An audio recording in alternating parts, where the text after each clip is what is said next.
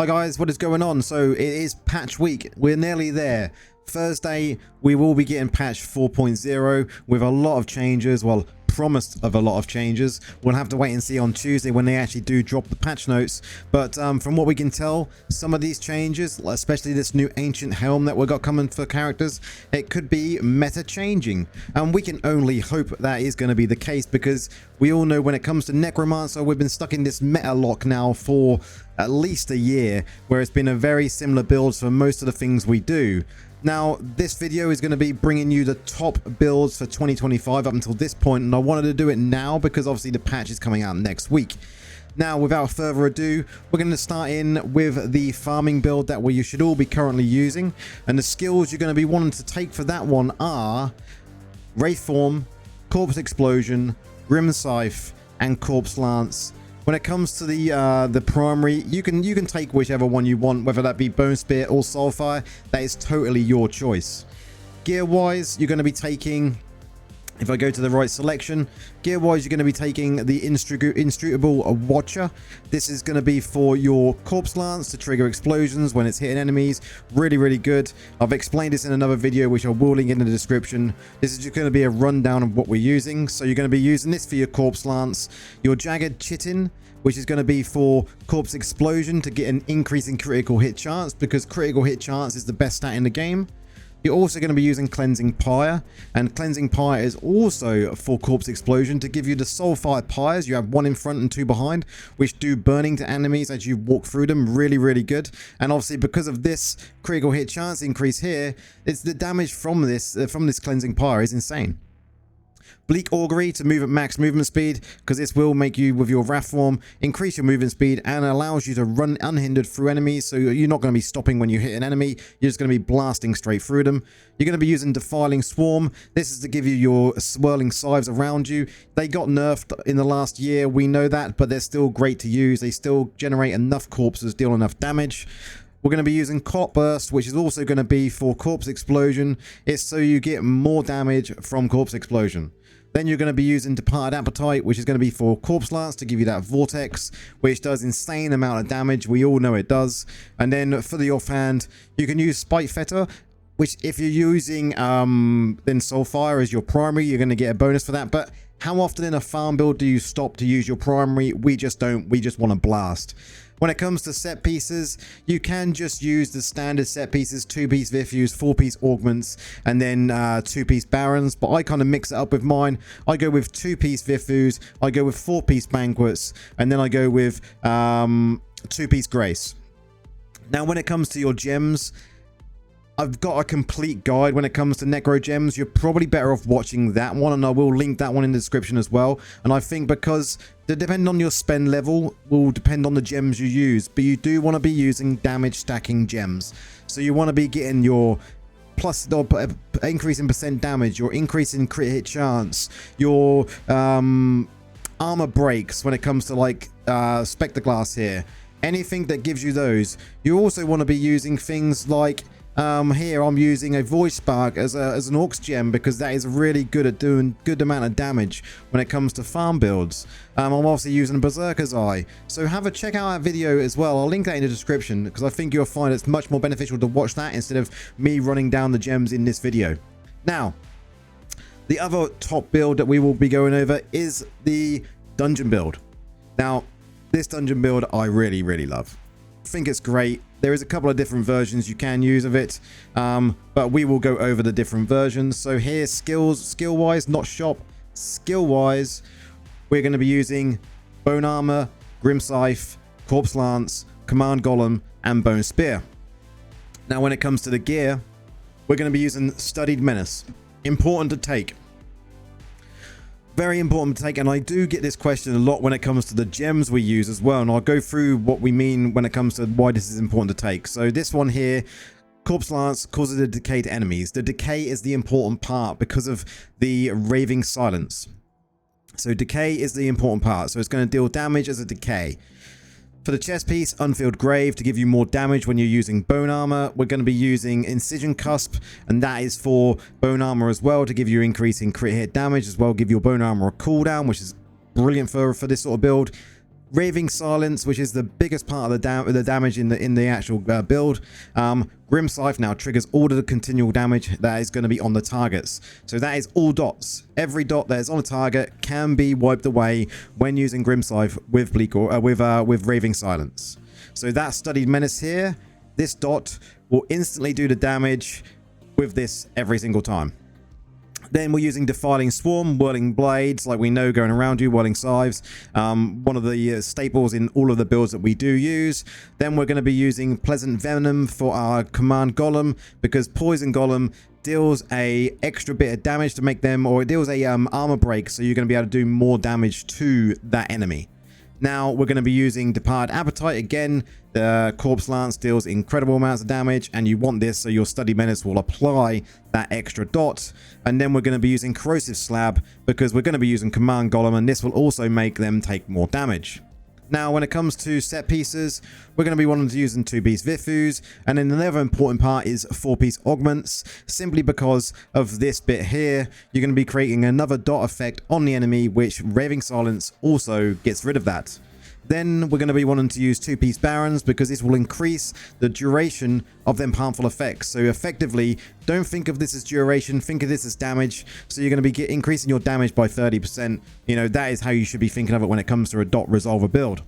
As I mentioned the gems in the previous build that we just mentioned, have a look in the description, go to the video, look at your spend level, see what gems I recommend for that sort of spend level and use those. But again, it's going to be damage stacking gems, because they are the most important.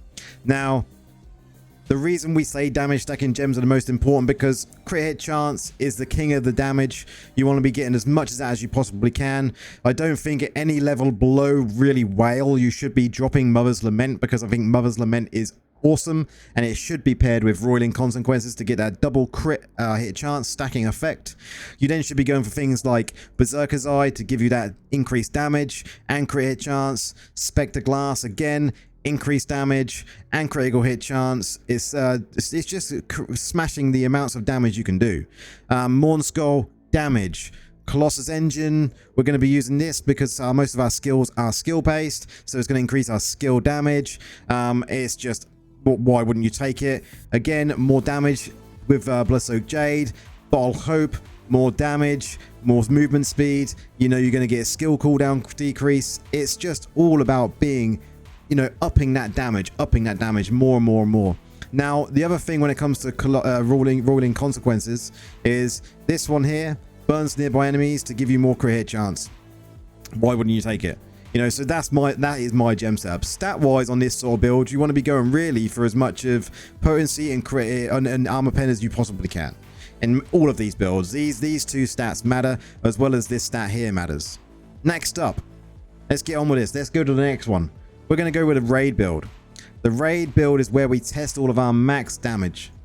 Max damage on dummies should always be done in your raid build, so you can really show what you can do single target damage.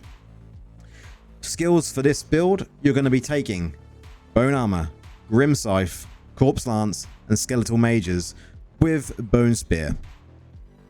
Now, legendary pieces. Again, Studied Menace for that to dot from our Corpse Lance.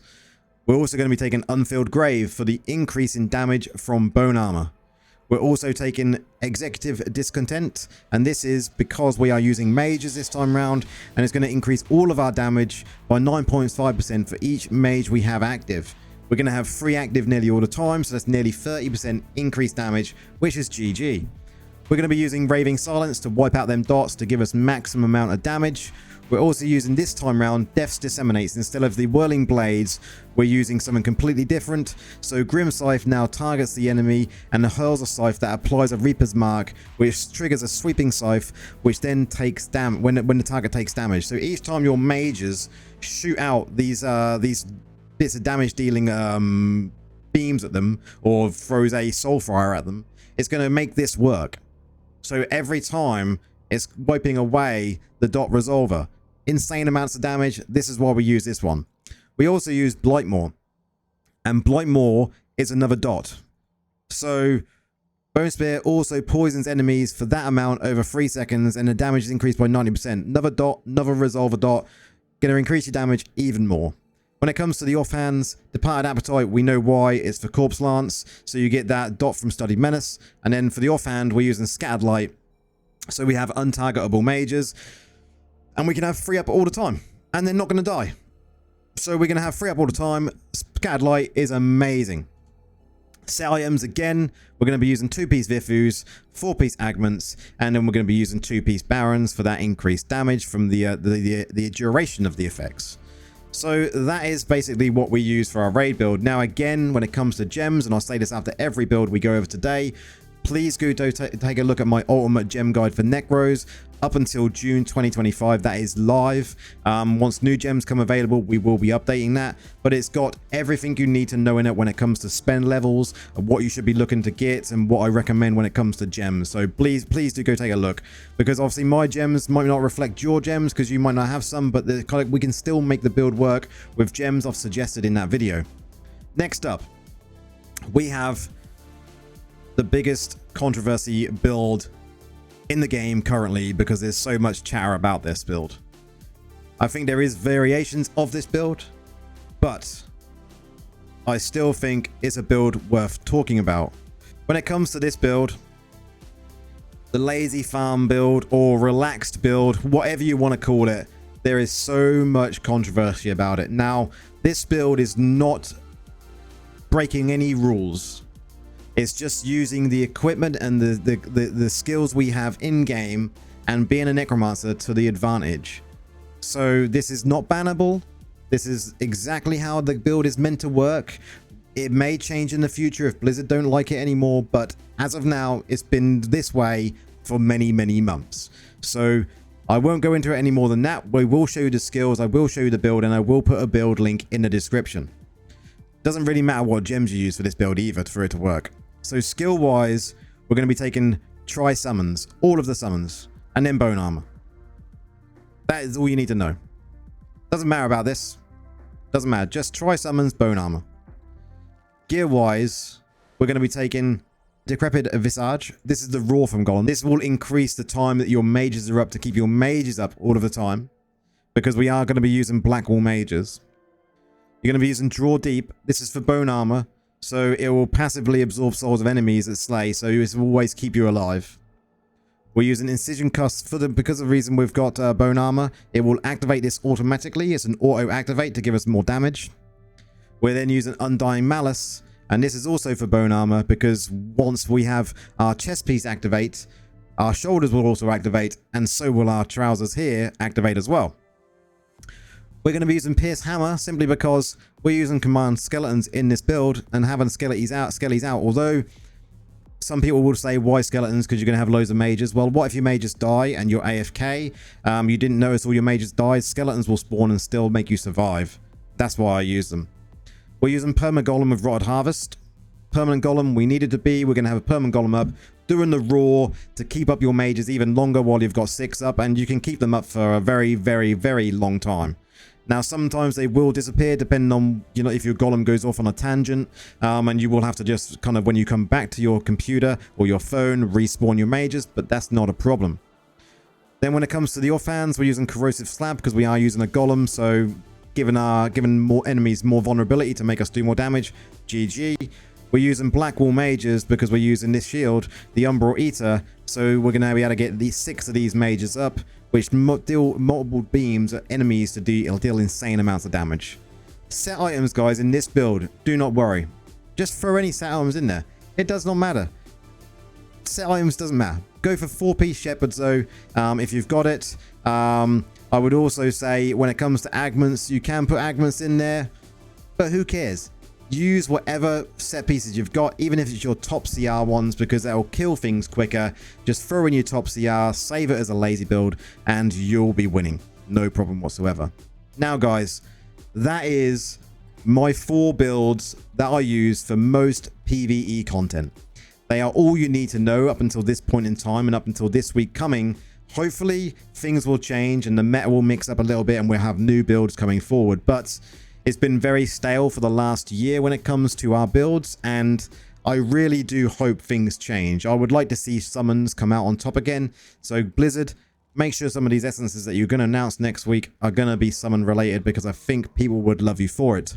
Now guys, that is all I wanted to run down in this video, but always, if you do like the content I provide and you want to help me with my channel, like the video, subscribe to that channel, become a member if you want to, jump in the Discord. We've got plenty of people in there talking about not just Necromancer, but loads of other things when it comes to gauntlets, raids, other classes.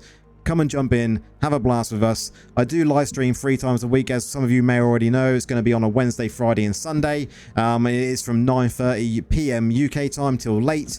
You're more than welcome to come and join in. No expectations. It's just chill and play the game and have a chat. So guys, thanks very much for watching. We'll see you in the next one.